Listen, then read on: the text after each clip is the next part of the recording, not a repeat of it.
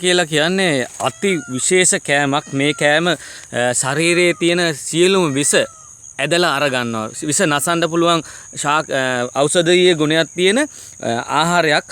මේක කොහිල කියලා කියන්නේ. කොහිල කැඳ හදනවා, කොහිල මලවල කනවා, කොහිල සම්බෝල හදලා කනවා. විශාල කෑම වට්ටෝරු ප්‍රමාණයකින් මේ කොහිල කියන එක අපිට කන්න පුළුවන්, ආහාරයට ගන්න පුළුවන්. මේ කොහිල හැදෙන්නේ ගොදුරු මඩේ. ඒ කියන්නේ මහ පොළොවේ බැස්ම තියෙන තැන. විශාල බැස්මක් තියෙනකොට පොළොවේ තියෙන සේරම විස වර්ග, එතකොට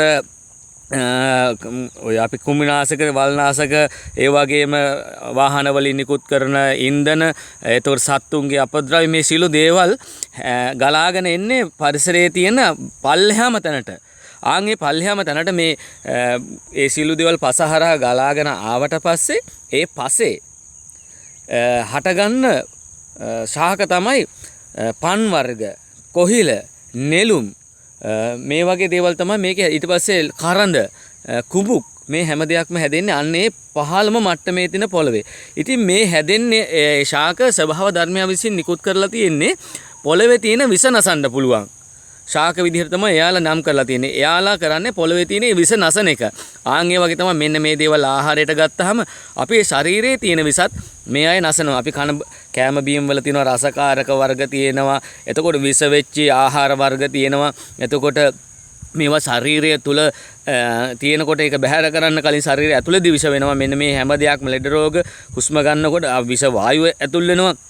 එතකොට දුම වර්ග ඇති වෙනවා. එතකොට අපි ගාන ශරීරයට ගාන තෙල් බෙහෙත් වල විස වර්ග තියෙනවා, බාම් වල තියෙනවා, බොන බෙහෙත් වල විස තියෙනවා. මේ සේරම ශරීරය තුල තියෙනකොට මේවා නැති කරන්න වෙන කිසි දෙයක් මෙතනට ශරීරගත වෙන්නේ. ආන් ඒ වෙලාවට තමයි අපි කොහිල අල, කොහිල දලු කියන ආහාරය අපි ගන්නෙ.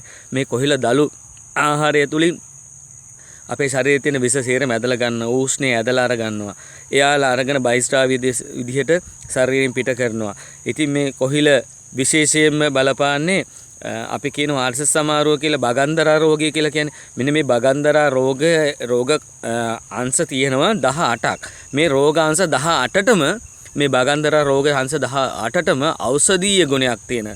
ඒ වගේම අග්‍රඵලයක් ලැබෙන, මේකේ විශාල පහසුවක් තියෙන, ඖෂධීය ගුණ අති ප්‍රබල විදිහට තියෙන ශාකයක් තමයි අග්‍රම, අපි ගන්න ආහාරවල අග්‍රම කොටස.